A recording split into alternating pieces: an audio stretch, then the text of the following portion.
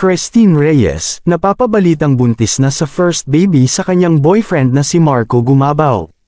Nagulat nga ang mga netizens nang kumalat sa online world, ang balitang magiging nanay na si Christine Reyes after 7 years. Alam naman nating kasal at may isang anak si Christine Reyes sa kanyang previous partner na si Ali Katibi, na isang mixed martial artist. Hindi nga naging madali ang buhay mag-asawa ng dalawa noon at napagdesisyonan nilang maghiwalay na lang. Sa ngayon, si Christine Reyes ay 34 years old at 28 years old naman si Marco Gumabaw. Mayroon silang 6 years age gap difference pero walang pakialam ang magkasintahan dito. Pagkatapos ng mahabang panahon, ay pumasok si Marco Gumabaw sa buhay ng aktres at kanya itong napaibig. Unang nagkakilala ang dalawa noong taong 2015 ngunit hindi naman nagkaroon ng tensyon sa pagitan nila.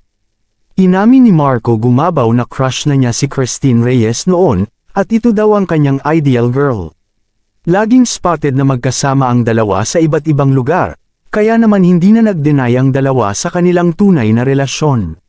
Nagulat na lang ang mga netizens nang mag-post si Marco Gumabaw sa kanyang Instagram account, kung saan makikita mong nakayakap siya kay Christine Reyes, at sobrang sweet ng dalawa sa nasabing video.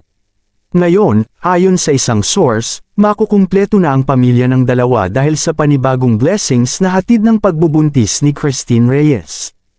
Inamin ni Marco Gumabaw na mahal niya si Christine Reyes, at gagawin niya ang lahat para dito.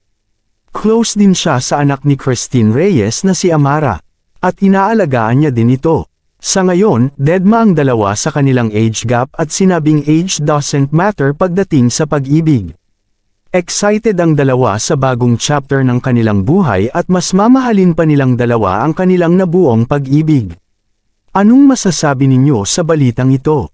Comment down below. Maraming salamat sa panunood.